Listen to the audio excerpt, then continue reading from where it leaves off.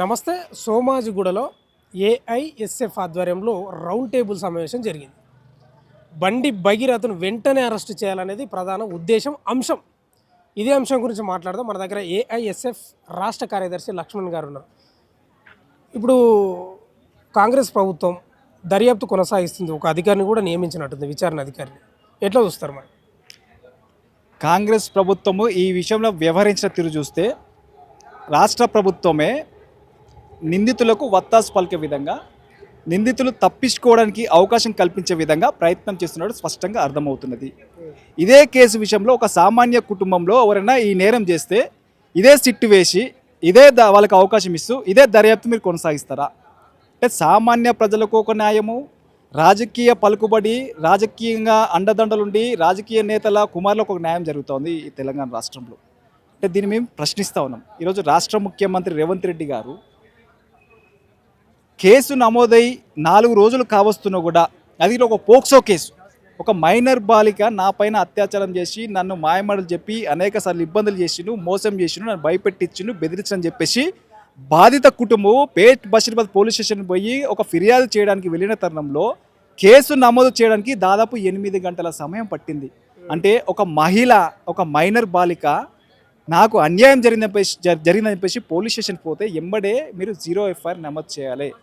ఈరోజు ఏ ఫిర్యాదు ఇచ్చినా ఇవ్వకపోయినా ఖచ్చితంగా వెంటనే మీరు కేసు నమోదు చేయాల్సిన పరిస్థితి ఉంది.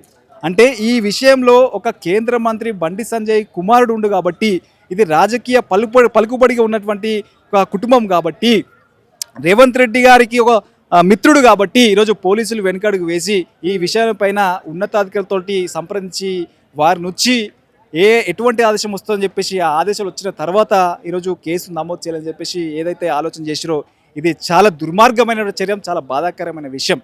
మీరు నిజంగా ఈరోజు ఈ రాష్ట్రంలో ఉన్నటువంటి ఎవరికైనా ఇటువంటి సందర్భంలో కేసులు నమోదైనప్పుడు ఇదే పద్ధతిలో మీరు ఎన్ని కేసులు మీరు నమోదు చేశారు, ఎంతమందికి ఈ రకంగా అవకాశం కల్పించారు? ఈరోజు 8వ తారీఖు కేసు నమోదైతే ఈరోజు ఈ రాష్ట్రంలో 10వ తారీఖు నాడు దేశ ప్రధానమంత్రి నరేంద్ర మోడీ అయినటువంటి ఈరోజు పరేడ్ గ్రౌండ్లో ఒక సభ పెడితే ఆ సభలో 8వ తారీఖు నమోదైనటువంటి కేసు బండి భగీరథ పైన బండి సంజయ్ యొక్క ఎంబడే బండి భగీరథ పై ఆ సభలో పాల్గొన్నాడు. మరి వేలాది మంది పోలీసు ఆధ్వర్యంలో అక్కడ ఉన్నటువంటి వ్యక్తిని ఎందుకు అరెస్ట్ చేయలేదు? అంటే ఇదే అంశం రేవంత్ రెడ్డి అడిగినట్టున్నాడు డీజీపీని. లేదు, ప్రధానమంత్రి వస్తుంటే ఆ భద్రతా వ్యవహారాల్లో భాగంగా ఉన్నందుకు ఆ కేసు గురించి పట్టించుకోలేదు అన్నట్లు డీజీపీ అన్నట్లు తెలుస్తుంది. పేపర్లో కూడా అదే వచ్చింది. ఇది తప్పించుకోవడానికి ఒక సాకు మాత్రమే. ఇది ఎవరు తప్పించుకోవడానికి? ఈ పోలీస్ వ్యవస్థ కానీ తప్పించుకోవడానికి సాకు మాత్రమే. అంటే ప్రభుత్వం కూడా ఏంటంటే మా తప్పిదం లేదు. ఈరోజు ప్రజల్లో, ఈరోజు తెలంగాణ రాష్ట్రంలో లక్షల మంది ఈరోజు సోషల్ మీడియాలో ప్రభుత్వం పైన దుమ్మ తిప్పొస్తున్నారు.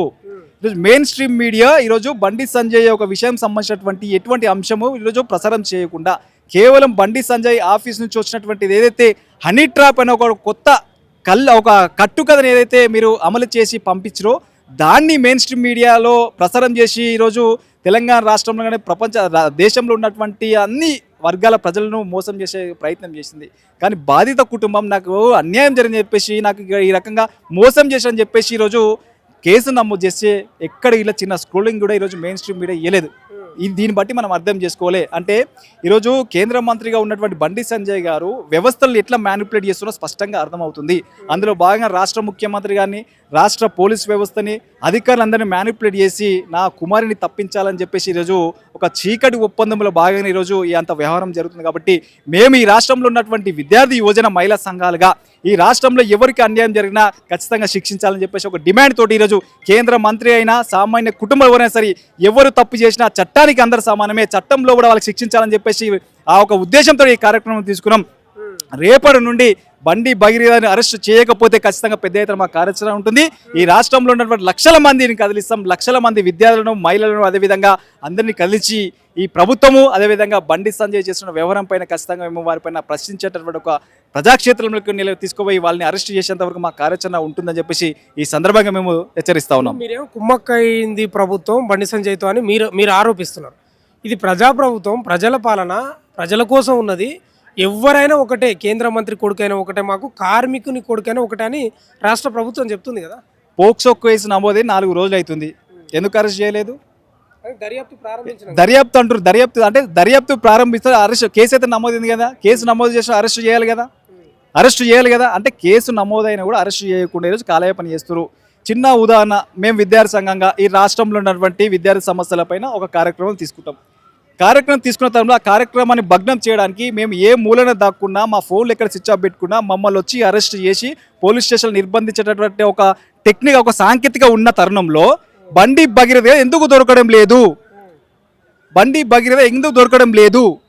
పోలీస్ వ్యవస్థకు సంబంధించినటువంటి వాళ్ళ స్థావరాలు వాళ్ళకి తెలియవా?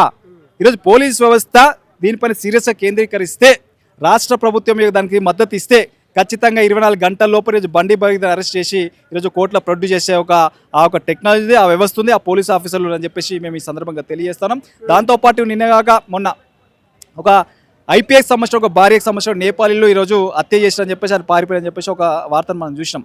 అంటే ఆ నేపాలీకి సంబంధించినటువంటి ఎవరైతే ఏ ఐపీఎస్ భార్యని హత్య చేసిరో వారిని పట్టుకోవడం దాదాపు ఒక 20 టీంలు ఏర్పడి ఈరోజు వారిని పట్టుకొచ్చి ఈరోజు కోర్టులో ప్రొడ్యూస్ చేశారు కదా. మరి బండి భగీరథ సంబంధించి తెలంగాణ రాష్ట్రంలో ఉన్నట్టు వ్యక్తి, తెలంగాణ రాష్ట్రంలో తిరుగుతున్న వ్యక్తి ఎందుకు అరెస్ట్ చేయలేదు? ఎందుకు వారి యొక్క జాడ మీకు ఎందుకు దొరుకుతలేదు? అధికారిని కూడా ఉంది కదా రితిరాజు. ఈ విలేకరులు అడిగినారు ఎప్పుడు అరెస్ట్ చేస్తారంటే, ప్రూవ్ అయిన తర్వాత, నేరం చేసిండు లేదా లైంగిక వేధింపులకు పాల్పడ్డాడని నిరూపితం అయిన తర్వాత అరెస్ట్ చేస్తామని చెప్తుంది కదా. నిరూపితమైన ఇప్పుడు ఫోక్సో కేసు నమోదైనప్పుడు దానికి సంబంధించినటువంటి ప్రాథమిక సమాచారం ఏముంది? ఇక్కడ కేసులు పేట బషీరాబాద్లో ఈరోజు కేసు సంబంధించిన నమోదు చేయడం జరిగింది. ఈ కేసు పెడుతున్న తరుణంలో కరీంనగర్లో 2 టౌన్ పోలీస్ స్టేషన్లో హనీ ట్రాప్ పేరుతోటి కేసు పెట్టారు. అక్కడ వీరు ఫిర్యాదు ఇచ్చిన ఒక క్షణాల్లోనే ఈరోజు కేసు నమోదవుతుంది. ఇక్కడ మాకు అన్యాయం జరిగిందని చెప్పేసి పేట బషీరాబాద్లో దాదాపు 8 గంటలుగా వేచి ఉన్న తరంలో అక్కడ ఉన్న తల్లి కానీ, అక్కడ ఉన్నటువంటి కుటుంబ సభ్యులు కానీ వారికి ఉన్నటువంటి ఆవేదన చెంది వారు కొన్ని సందర్భాల్లో ఇక్కడ కేసు నమోదు చేయకపోతే మా ప్రాణాలు తీసుకోవాలని చెప్పేసి ఒక బెదిరించిన తరుణంలో ఎక్కడైతే ఇక్కడ వాళ్ళకి మళ్ళీ ఏదో పోలీస్ వ్యవస్థకు మచ్చ వస్తుందో, ప్రభుత్వానికి చెడ్డ పేరు వస్తుందో ఆలోచన చేసి కేసు నమోదు చేశారు కదా.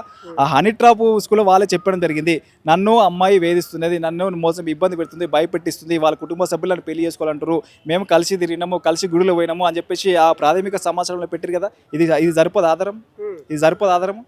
వారే ఒప్పుకున్నారు కదా, వాళ్ళు పెట్టినటువంటి కేసులను ఒప్పుకున్నారు కదా. మేము అమ్మాయి ఒక కామన్ ఫ్రెండ్ త్రూ మాకు పరిచయం అయింది, మేము ఫ్రెండ్స్గా గుడిలో పోయినాము, ఆ తిరిగినాము, లేకపోతే పార్టీలు చేసుకుని చెప్తారు. పార్టీలు చేసుకున్న తరుణంలో సడన్గా వాళ్ళ కుటుంబ సభ్యులు నన్ను పెళ్లి చేసుకోవాలని చెప్పేసి ఒత్తిడి చేసి భయపడి నేను 50,000 రూపాయలు పంపిస్తానని చెప్పేసి భగీరథ చెప్పింది కదా. ఈ ప్రాథమిక సమాచారం కదా, ప్రాథమిక ఆధారం కదా, ఇంకేం కావాలి అరెస్ట్ చేయడానికి? ఇది సరిపోదా? అంటే ఇవన్నీ ఏంటంటే తెలంగాణ రాష్ట్రంలో ఉన్నటువంటి ప్రజలను మభ్యపెట్టడానికి, ప్రశ్నించే గొంతులను అణచివేయడానికి, బండి సంజయ్ని కాపాడడానికి, వారి కుమారుని కాపాడడానికి తెలంగాణ రాష్ట్ర ముఖ్యమంత్రి రేవంత్ రెడ్డి గారు పరోక్షంగా పోలీస్ డిపార్ట్మెంట్ అడ్డు పెట్టుకుని ప్రయత్నం చేస్తున్నది స్పష్టంగా అర్థమవుతుంది. దీంట్లో ఎటువంటి అనుమానాలు, సందేహాలు లేవు. కాబట్టి తక్షణమే నిజంగా రేవంత్ రెడ్డి చిత్తశుద్ధి ఉంటే మీరు తక్షణమే పోలీస్ వ్యవస్థకు సంబంధించిన వల్ల మీరు ఒకటి ఆదేశాలు ఇవ్వండి. ఖచ్చితంగా 24 గంటల లోపు అరెస్ట్ చేసి కోర్టులో ప్రొడ్యూస్ చేయాలని చెప్పేసి మీరు బలమైనటువంటి ఆదేశాలు ఇచ్చిన తరంలో పోలీస్ వ్యవస్థ ఖచ్చితంగా వారిని తీసుకొచ్చి కోర్టులో బోన్లు నిలబెట్టి వారికి శిక్ష పడే విధంగా పోలీసు వ్యవస్థ ముందుకు పోతుందని చెప్పేసి సందర్భంగా తెలియజేస్తుంది. Thank you. ఈ బండి భగీరథను అరెస్ట్ చేయకుండా ముఖ్యంగా రేవంత్ రెడ్డి తప్పిస్తూ ఉన్నాడు వెనుక ఉండి అనేది ప్రధానమైన ఆరోపణ. చాలామంది అదే ఆరోపిస్తున్నారు. ఎందుకంటే ఫోక్సో కేసు నమోదైన వెంబడే అరెస్ట్ చేస్తారు 24 గంటలు తిరగక ముందుకే. సరే ఎక్కడో దొరకకపోతే తప్పించుకొని ఎక్కడో ఉంటే అది వేరే విషయం. కానీ 24 గంటల గడవక ముందుకే అరెస్ట్ చేస్తారు. కానీ ఈ సర్కార్ ఏం చేసిందంటే దర్యాప్తు అధికారిని నియమించింది, ఒక సిట్టును. మరి ఆ అధికారి నేరం చేసిందని నిరూపితం అయిన తర్వాత, లైంగికంగా వేధించిందని నిరూపితం అయిన తర్వాత మాత్రమే అరెస్ట్ చేస్తామని ఆ మేడం చెప్తా ఉంది రితిరాజు గారు. ఇదైతే చాలా కొత్త ఉంది. ఏందో కేసు అయితే మరి గతంలో ఫోక్సో కేసులు ఇట్లా లేవు. ఫోక్సో కేసు నమోదైన వెంబడే అరెస్ట్ చేస్తుంటారు, కానీ ఇప్పుడు అట్లా లేదు మరి. కాబట్టి చాలా ప్రశ్నలు ఎదురవుతున్నాయి మరి ప్రభుత్వానికి, బండి సంజయ్కి. చూస్తూనే ఉండండి మన తొలి వెలుగు.